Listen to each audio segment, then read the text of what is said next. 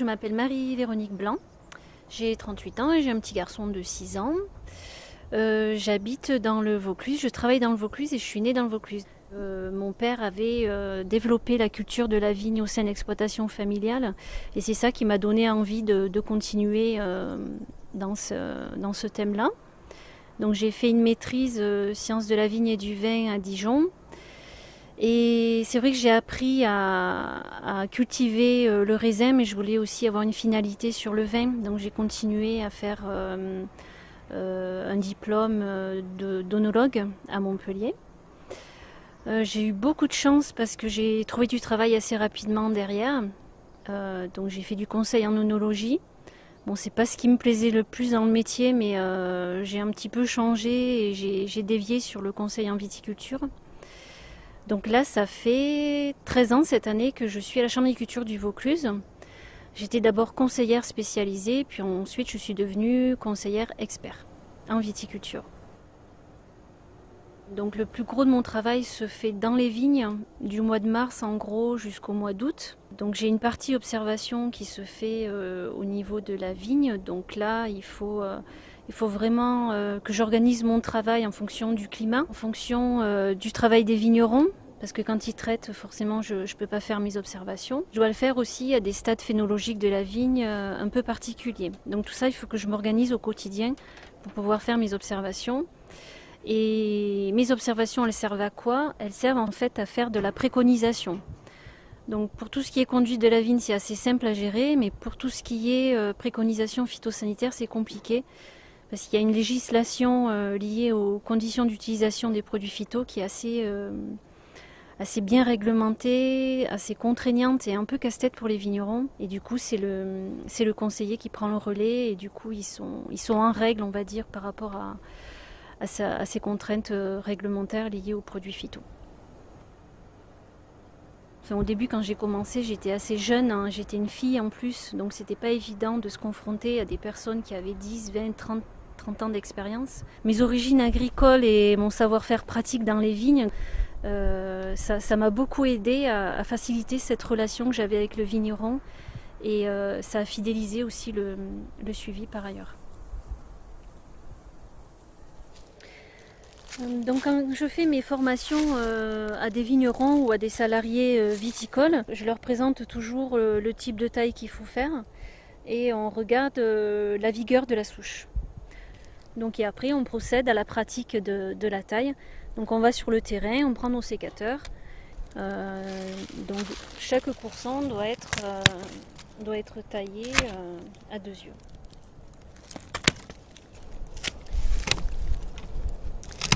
Donc la mission dont je suis la plus fière depuis ces 13 années de conseil, c'est la prise de responsabilité qu'on m'a donnée au niveau d'animation et d'accompagnement d'un groupe de vignerons qui fait partie du réseau Ferme Défi Éco-Phyto. Donc pour répondre aux demandes du plan Éco-Phyto. Donc ces 11 vignerons travaillent sur la réduction de l'utilisation des intrants phytosanitaires tout en maintenant une activité économique au sein de leur exploitation viable.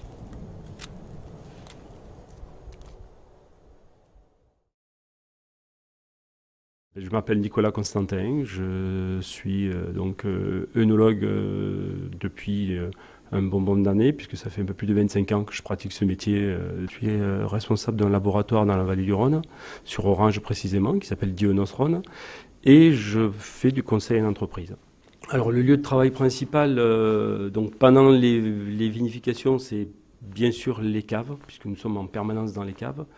Mais on va dire que le laboratoire est un élément important puisqu'on y passe tous les jours et notamment pendant la période, on va dire, d'élevage des vins. C'est là où nous allons faire toutes les dégustations, nous allons faire tous les assemblages, nous allons faire tout ce genre de choses qui demandent à un moment donné d'être un peu plus au calme pour avoir une bonne interprétation. Donc là, vous voyez, nous avons tous nos échantillons que nous avons ramenés de chez les vignerons, sur lesquels donc, nous allons faire toutes les analyses nécessaires au suivi des vins.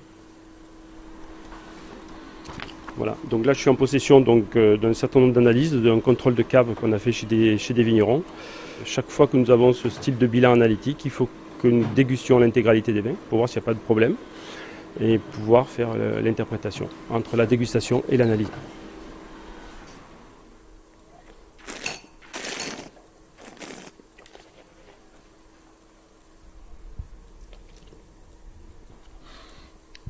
Voilà, donc si je prends ce vin par exemple, donc c'est un Côtes-du-Rhône rosé de l'année. Donc pour moi la couleur est d'un rose pâle tel qu'on les recherche aujourd'hui. Les arômes sont francs, sont nets.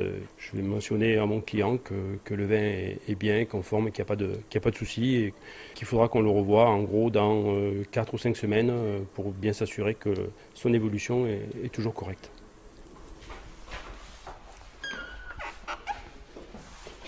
Bon, ben là, nous arrivons à la cave du Château Mongin d'Orange.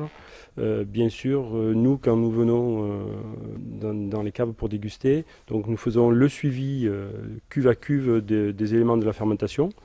Nous dégustons les échantillons de ces cuves-là et nous déterminons l'itinéraire technique à établir jusqu'à la période où on considère qu'il faut ce que l'on appelle décuver les vins, notamment sur les vins rouges, où on sépare le marc des phases liquides. Notre métier d'œnologue en tant que conseiller d'entreprise peut être de différents ordres. On peut être à la fois donc, un petit peu le chef d'orchestre du fonctionnement de la cave, mais aussi on peut apporter, apporter de nouvelles idées, de nouvelles initiatives, de nouvelles évolutions, et pour pouvoir être un petit peu innovant en termes de nouvelles cuvées, de nouvel habillage. On l'a bien vu, notamment avec les vins rosés, avec des évolutions sur des rosés qui sont un peu plus clairs aujourd'hui par rapport à ce qui se faisait avant.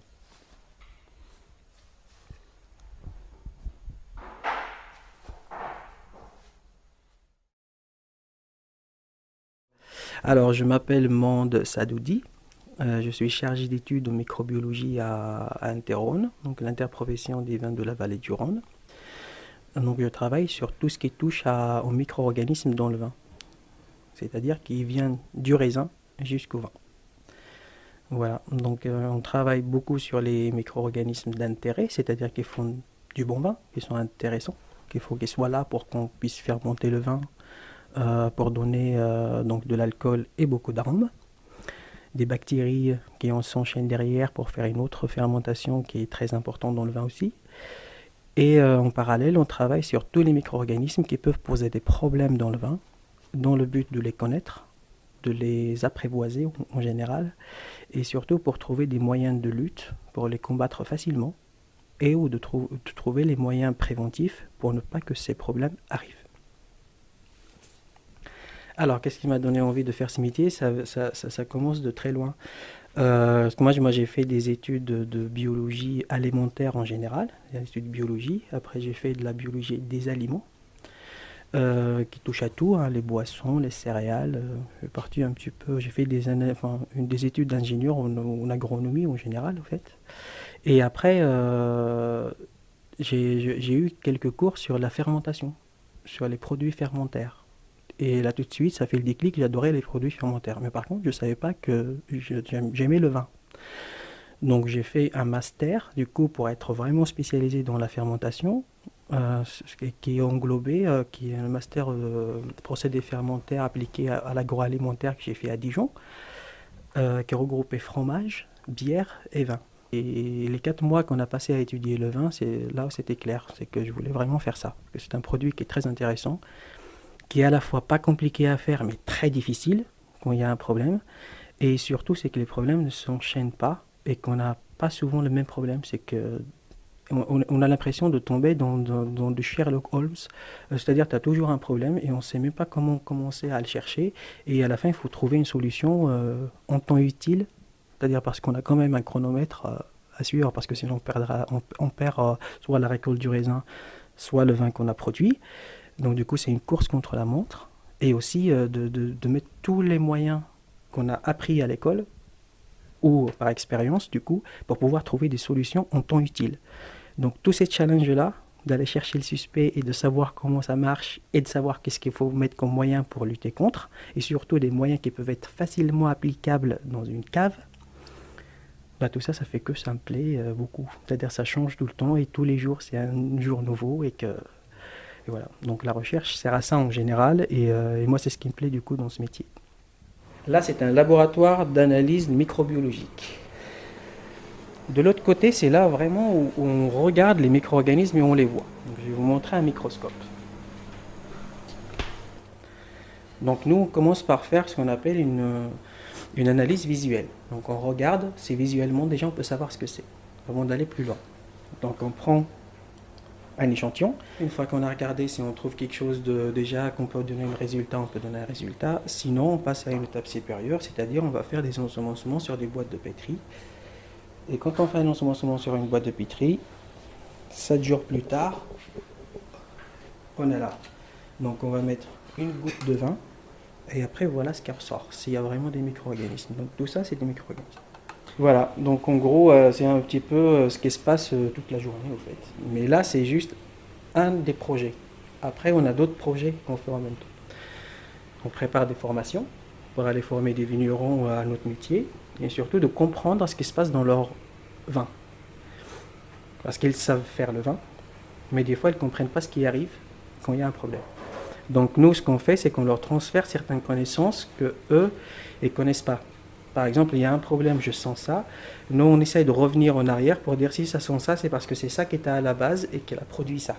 Voilà, c'est un petit peu notre travail, au fait, en gros. Et si ça se produit, voilà comment il faut faire pour réagir, pour récupérer le vin, au lieu de le perdre. Ensuite, vous aurez à juger les caractères astringents. Donc, pareil, qu'on ressent un petit peu aussi après la dégustation, au camp de départ. Et le dernier critère, c'est la persistance en bouche. Donc, la persistance en bouche, c'est le temps de présence du vin une fois que vous avez rejeté le produit. Donc, savoir si, dès que vous avez rejeté, vous ne sentez plus rien en bouche, et au plus ce temps va être long, au plus la persistance sera longue. Donc, du coup, au plus vous irez vers la note 10 sur l'échelle de notation. Attendez, ne lancez rien. Restez sur les fichiers, sur l'écran de démarrage. Ne lancez rien tant que ce n'est pas lancé.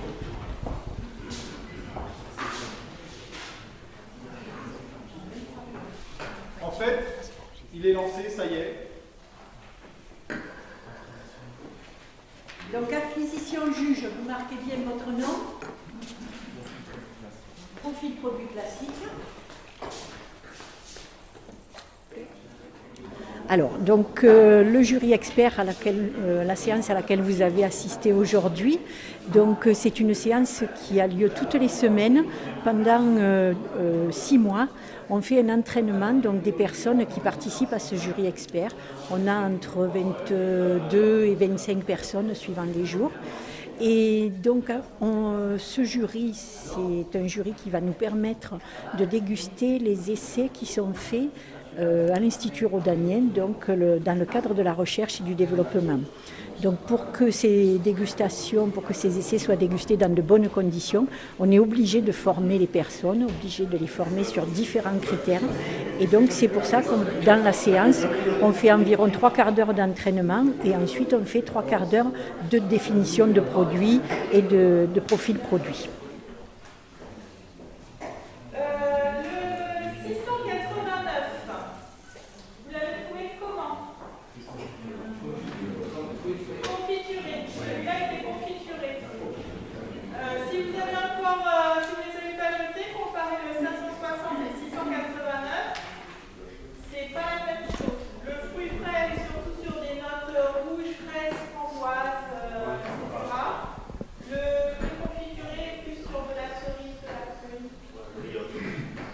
On n'a pas forcément que des viticulteurs, donc on a des vignerons, On a des personnes qui étaient dans l'enseignement, justement, au lycée viticole à côté de chez nous, qui sont maintenant retraités, donc qui ont toujours fait de la dégustation et qui connaissent les produits. Et puis on a des amateurs qui ont été formés à la dégustation et qui sont devenus justement des experts dans le jury, parce qu'à force de travailler la dégustation, ils sont arrivés à être experts. Donc on repart sur les mêmes critères que ce qu'on a fait là sur le mini-profil, c'est-à-dire sur l'entraînement. Donc vous allez avoir 10 caractéristiques à juger cette fois. Vous avez en premier l'intensité aromatique, donc sur l'échelle de 0 à 10. Ensuite vous avez les fruits frais comme tout à l'heure, les fruits confiturés, le côté empyromatique, donc toujours ce côté un petit peu brûlé, grillé, quelquefois de caoutchouc que vous pouvez trouver éventuellement sur le vin. Ensuite, on vous demande de juger la caractéristique animale, donc